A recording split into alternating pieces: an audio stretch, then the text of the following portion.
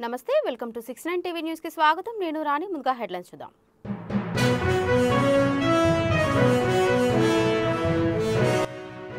CM Revanth రెడ్డితో ముగిసిన సినీ ప్రముఖుల చర్చలు సినీ పరిశ్రమ ముందు పలు ప్రతిపాదనలు పెట్టిన ప్రభుత్వం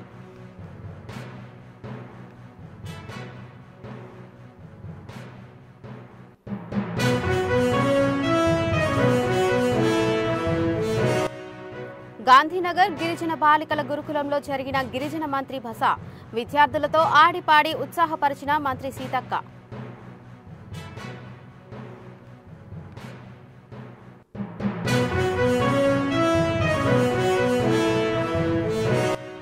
హుస్నాబాద్ పట్టణంలో మంత్రి పొన్నం ప్రభాకర్ మార్నింగ్ వాక్ దారి పొడవునా ప్రజల సమస్యలు తెలుసుకున్న రవాణా మంత్రి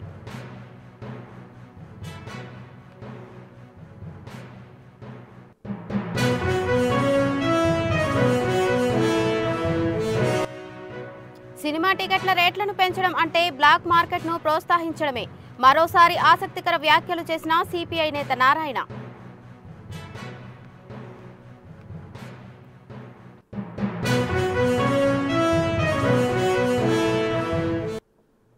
గత కొన్ని రోజులుగా చోటు చేసుకున్న పరిణామాల నేపథ్యంలో ముఖ్యమంత్రి రేవంత్ రెడ్డితో సినీ ప్రముఖులు భేటీ అయ్యారు.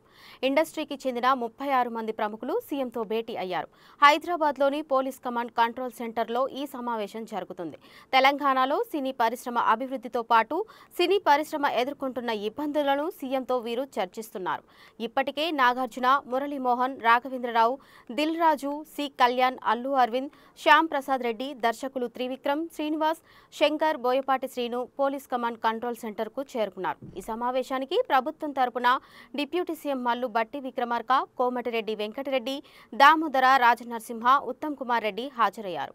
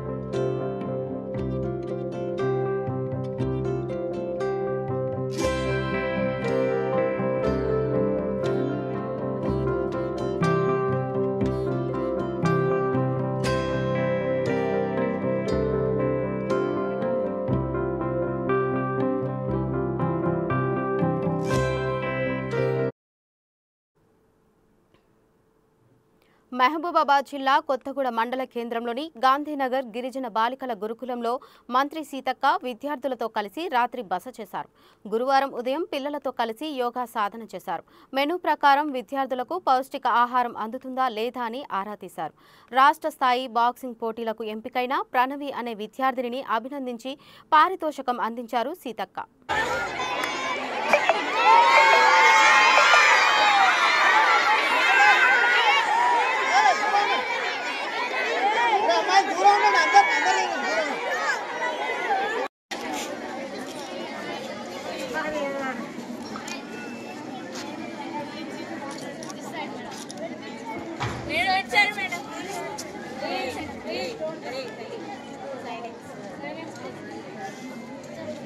అన్ని మీకు పంపిస్తాను.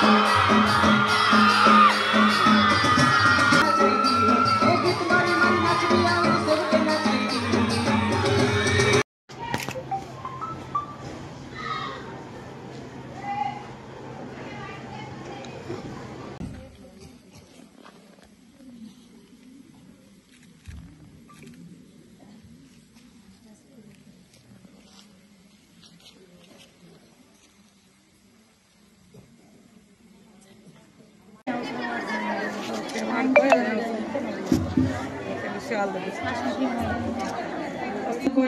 బాక్సింగ్ లో స్టేట్ లెవెల్ సెలెక్ట్ అయినందుకు కంగ్రాచులేషన్ తెలియజేస్తూ దానికి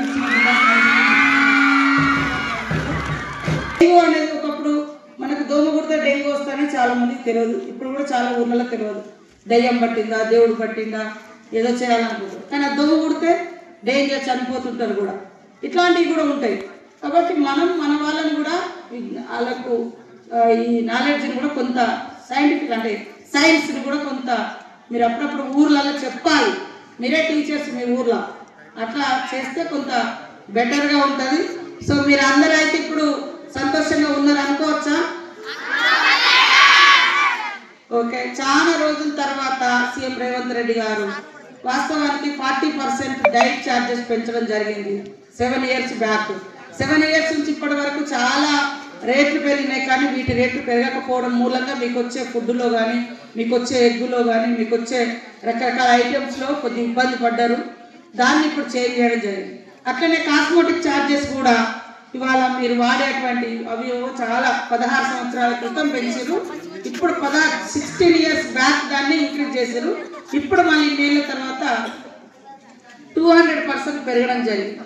అది ఎందుకంటే మినిమం నీడ్ మనకు ఫుడ్ ఎంత అవసరం ఉందో ఇప్పుడు కొద్దిగా జుట్టుకు నూనె పెట్టుకోవడము, బట్టల్ని క్లీన్ చేసుకోవడము, సబ్బులు, ఒంటిని శుభ్రం చేసుకోవడం, వాటి రేట్లు కూడా విపరీతంగా పెరిగిపోయింది. దాన్ని దృష్టిలో పెట్టుకొని రేట్లు కూడా పెంచడం జరిగింది. సో మీరందరూ కూడా ఒక మంచి స్నేహభావంతో అద్భుతంగా ఎదగాలి, ఒదిగి ఎదగాలి. నేను అన్ని రంగాల్లో మీరు అన్ని టాలెంటెడ్ ఓకే, కానీ అహంకారం మాత్రం నెత్తి మీదకి ఎక్కువ. అహంకారం ఎక్కింది అనుకోండి, అక్కడ నుంచి కింద ఏమంటారు కైలాస లోకం నుంచా అట్లా అవుతారు.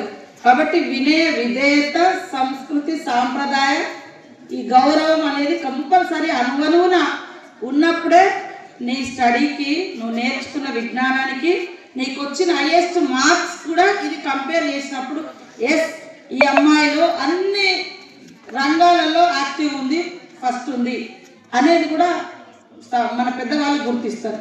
ఫస్ట్ గర్వం అనేది, అహంకారం అనేది ఉండకూడదు.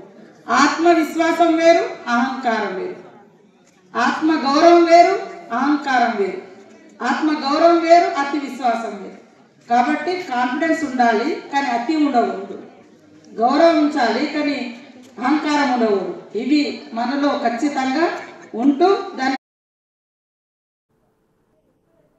హుస్నాబాద్ పట్టణంలో మంత్రి పొన్నం ప్రభాకర్ మార్నింగ్ వాక్లో పాల్గొన్నారు. ఎమ్మెల్యే క్యాంప్ కార్యాలయం నుండి పట్టణంలో పలు విధులుగా గుండా పాదయాత్రగా వెళ్తూ ప్రజలతో ముట్టడించారు. పట్టణంలో ప్రధాన రోడ్డు పనులు, నాలా పనులను పరిశీలించారు. ఈ సందర్భంగా పట్టణ ప్రజలు వారి సమస్యలను మంత్రి దృష్టికి తీసుకువచ్చారు. సమస్యలపై వెంటనే అధికారులతో మాట్లాడి పరిష్కారం చేశారు. బస్టాండ్లో ప్రయాణికులతో ముట్టడించిన మంత్రి వారి సమస్యలు అడిగి తెలుసుకున్నారు. కొత్త రూట్లలో బస్సులు కల్పించాలని ప్రజలు కోరడంతో మరిన్ని బస్సులు ఏర్పాటు చేస్తామని హామీ ఇచ్చారు. మంత్రి వెంట పట్టణ కాంగ్రెస్ పార్టీ ముఖ్య నేతలు, అధికారులు పాల్గొన్నారు.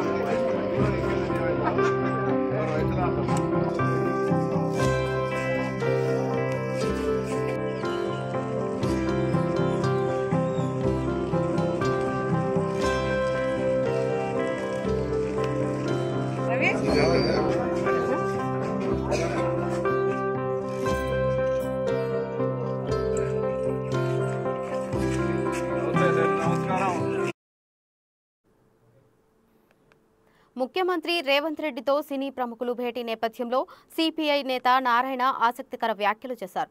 ప్రజలపై భారం మోపకుండా చూడాల్సిన బాధ్యత ప్రభుత్వాలపై ఉందని ఆయన అన్నారు. సినిమా టికెట్ల రేట్లను పెంచడం అంటే బ్లాక్ మార్కెట్ను ప్రోత్సహించడమే అవుతుందని చెప్పారు. సినిమా వాళ్ళు 1000 కోట్లు పెట్టి సినిమాలు తీస్తున్నారని నారాయణ అన్నారు.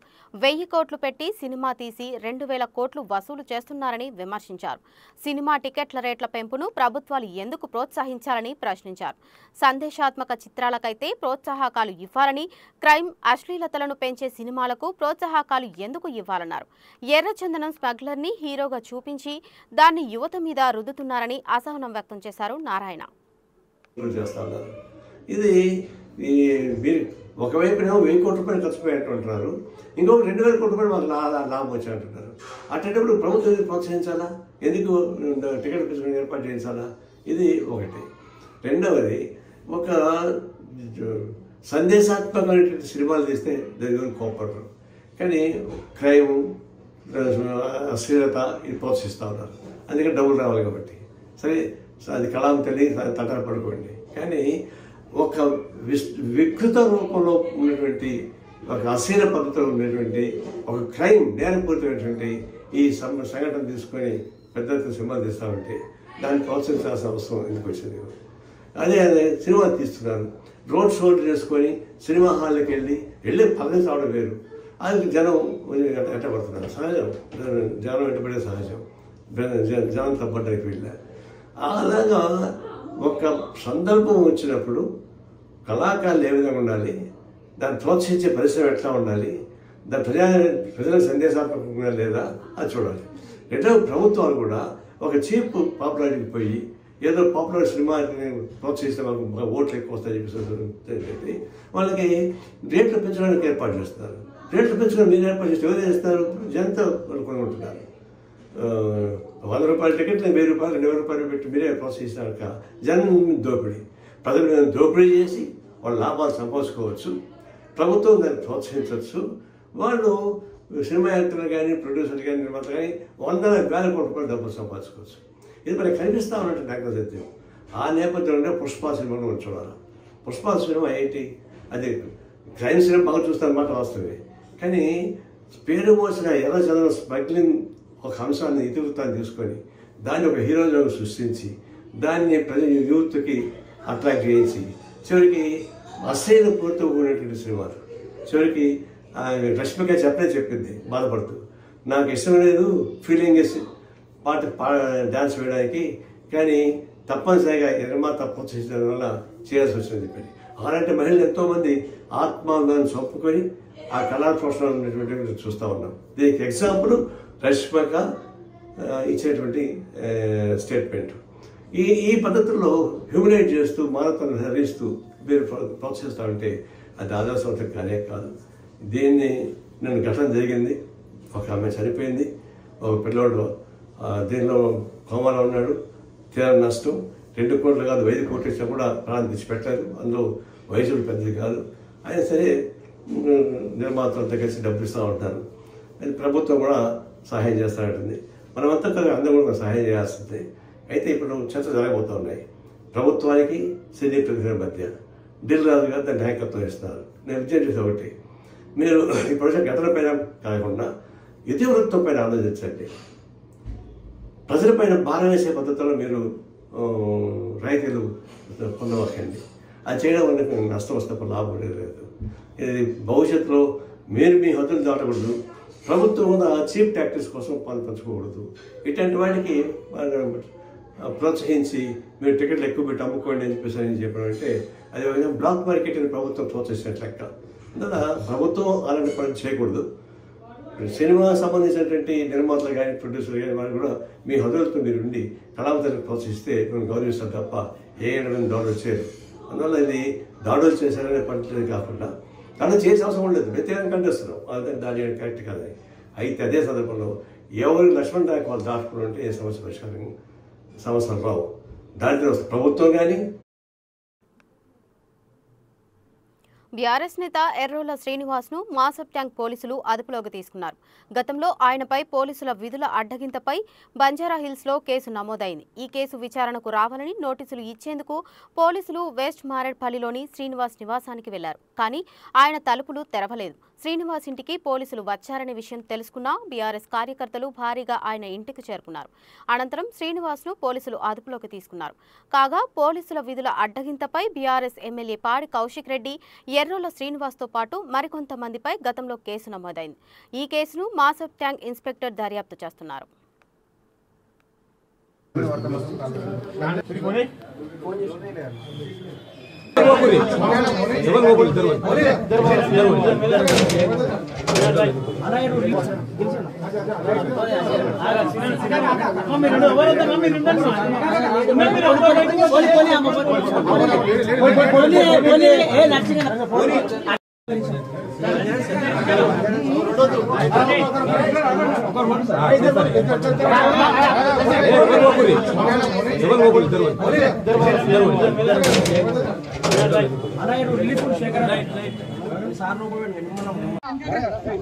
అక్రమ అరెస్ట్ల పేరిట ఇలా కేసు ఎఫ్ఐఆర్ల పేరుందో లేదో తెలియదు. ఇలా అన్యాయంగా అక్రమంగా కేసులలో బనాయించి టీఆర్ఎస్ పార్టీ నాయకులను ఇబ్బంది పెడతా ఉన్నారు. 4 గంటలకు 5 గంటలకు వచ్చి డోర్లు కొట్టి ఫ్యామిలీని ఇబ్బంది పెట్టడం చాలా దుర్మార్గమైన చర్య. ప్రజాస్వామ్యం ఇస్తామని చెప్పినటువంటి ఈ కాంగ్రెస్ ప్రభుత్వం అప్రజాస్వామికంగా వ్యవహరిస్తా ఉన్నది. ఎస్సీ ఎస్టీ కమిషన్ చైర్మన్ చేసిన చట్టం అంటే ఏందో తెలుసు. నోటీసులు ఇవ్వకుండా ఎఫ్ఐఆర్లో పేరు లేకుండా అరెస్ట్ చేయడం అని మేము తీవ్రంగా ఖండిస్తా ఉన్నాం. ఇది ప్రభుత్వం కుట్రపూరితంగా పెట్టేటువంటి కేసులు. ఎన్ని కేసులు పెట్టినా ఎంత నిర్బంధం చేసినా బీఆర్ఎస్ పార్టీ సీనియర్ నాయకుడు ఎస్సీ ఎస్టీ కమిషన్ మాజీ చైర్మన్ ఎర్రోల శ్రీనివాస్ అరెస్టుపై మాజీ మంత్రి హరీష్ రావు ఎక్స్ వేదికగా మండిపడ్డారు. అడిగితే అరెస్టులు, ప్రశ్నిస్తే కేసులు, నిలదీస్తే బెదిరింపులు, ఇందిరమ్మ రాజ్యమా, పోలీస్ రాజ్యమా అంటూ ప్రభుత్వంపై ఫైర్ అయ్యారు. ఎర్రోల శ్రీనివాస్ అక్రమ అరెస్టును తీవ్రంగా ఖండిస్తున్నామన్నారు. ఉదయాన్నే పోలీసులు ఇంటి వద్దకు వచ్చి అక్రమ అరెస్టు చేయడం దుర్మార్గమని, కుటుంబ సభ్యులకు కనీస సమాచారం ఇవ్వకుండా ఎలాంటి నోటీసు లేకుండా అరెస్టు చేయడం పూర్తిగా అప్రజాస్వామికమని విమర్శించారు.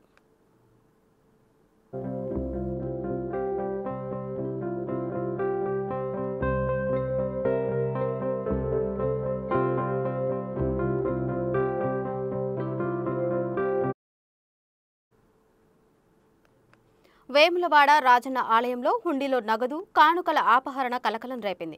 కొందరు మైనర్లు వారం రోజులుగా కానుకలను దొంగిలిస్తున్నారు. రాజన్న ఆలయంలోని గర్భాలయంలో ఈ సంఘటన జరిగింది. భక్తుల కానుకలతో ఆలయంలో 8 చిన్న హుండీలు, 4 పెద్ద హుండీలు నిండిపోయాయి. ఇదే అందునుగా భావించి మైనర్లు పెద్ద హుండీలో నుండి నగదును అపహరించారు. భక్తుల రద్దీని ఆసరాగా చేసుకుని నగదు తీస్తున్న వారిని ఆలయ సిబ్బంది పట్టుకుని పోలీసులకు సమాచారం ఇచ్చారు. పోలీసులు వచ్చి మైనర్లను తనిఖీలు చేయడంతో 2,820 రూపాయలు దొరికాయి. 10,000 వరకు నగదును హుండీలోంచి దొంగిలించినట్లు సమాచారం. రాజన్న ఆలయంలో భద్రత వైఫల్యం, ఎస్పీఎఫ్ పోలీసులపై భక్తులు ఆగ్రహం వ్యక్తం చేస్తున్నారు.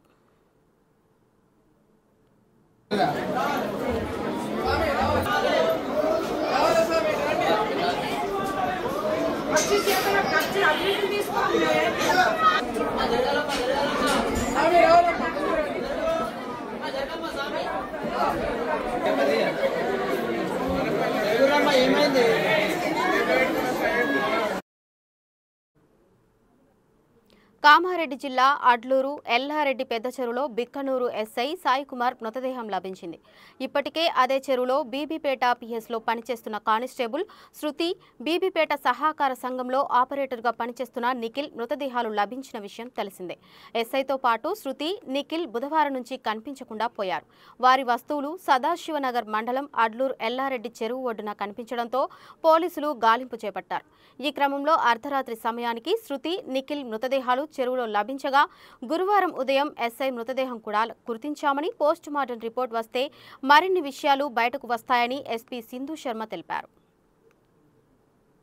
మనకి వచ్చిన ఇన్ఫర్మేషన్ ప్రకారం 3 persons బీబీపేటలో పనిచేస్తున్న women PC Shruti and Bibipet native person Nikhil and SHO Biknoor Sai Kumar, ముగ్గురు కూడా మనకి whereabouts they were not known. So నిన్న లేట్ ఈవినింగ్ నుంచి అంటే వాళ్ళ లొకేషన్ అది చూస్తూ సెర్చ్ చేస్తే మనకి లేట్ నైట్ ఒక అంటే body of women PC Shruti and Nikhil మనకి రాత్రి అరౌండ్ 1 o'clock మనం ట్రేస్ చేయగలిగాము ఇక్కడ చెరువులో. సిమిలర్లీ ఇప్పుడు SI Sai Kumars body is also found in water. So ఇవి 3 అన్యాచురల్ డెత్స్, వెరీ అన్ఫార్చునేట్. ఏ సర్కమ్స్టాన్సెస్లో జరిగాయి, what could be the reason అన్నది మనం ఇప్పుడు ఏమీ అన్నెసెసరీ కంజెక్చర్ వద్దు, మనం ఎంక్వైరీ చేద్దాము thoroughly. So for now information is 3 persons, SHO Bhiknoor, women PC and 1 other person from Bibipet. ముగ్గురు బాడీస్ మనకి చెరువులో దొరకడం జరిగింది. పోస్ట్ మార్టం అవన్నీ కండక్ట్ చేసిన తర్వాత ఎగ్జాక్ట్ కాజ్ ఆఫ్ డెత్ ఏంటి తెలుస్తుంది. సిమిలర్లీ మనకి ఫర్దర్ ఇన్వెస్టిగేషన్లో what could be the reason for deaths అనేది మనం ఎస్టాబ్లిష్ చేస్తాం. అది మనం PME తర్వాత డాక్టర్స్ ఒపీనియన్ అది తీసుకుని చెప్పడం జరుగుతుంది.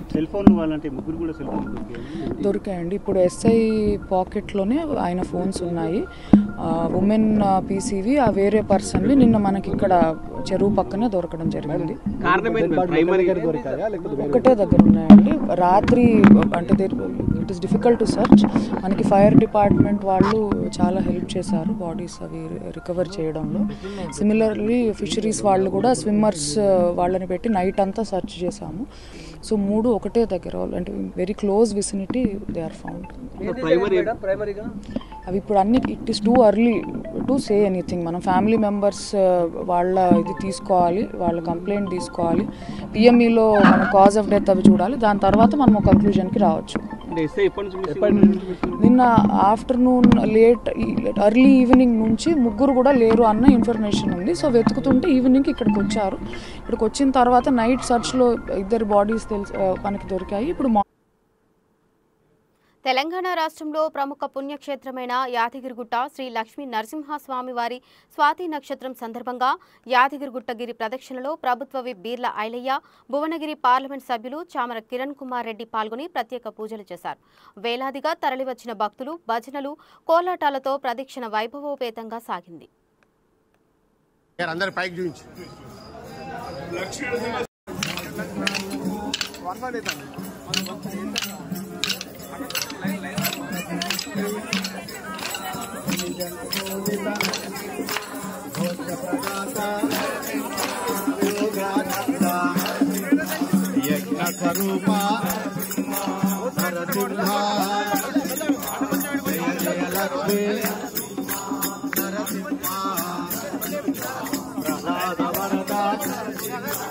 లక్ష్మీనాయక వజ్రదంతాయ వజ్రనఖాయ జయపాకర జయ జయ. బులెటిన్ ముగించే ముందు హెడ్లైన్స్ మరోసారి చూద్దాం.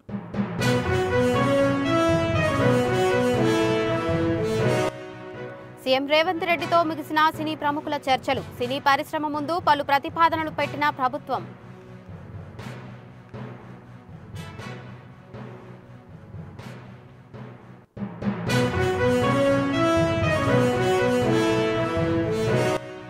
గాంధీనగర్ గిరిజన బాలికల గురుకులంలో గిరిజన మంత్రి బస. విద్యార్థులతో ఆడిపాడి ఉత్సాహపరిచిన మంత్రి సీతక్క.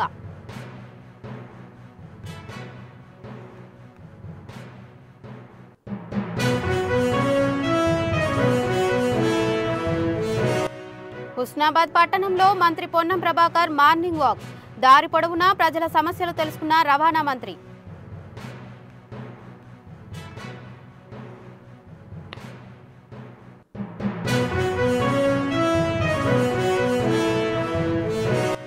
సినిమా టికెట్ల రేట్లను పెంచడం అంటే బ్లాక్ మార్కెట్ను ప్రోత్సహించడమే.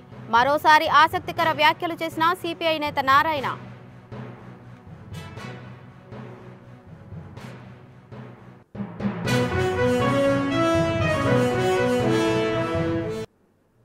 ఇవి ఇప్పటివరకున్న అప్డేట్స్. మరిన్ని అప్డేట్స్ కోసం చూస్తూనే ఉండండి 69 న్యూస్.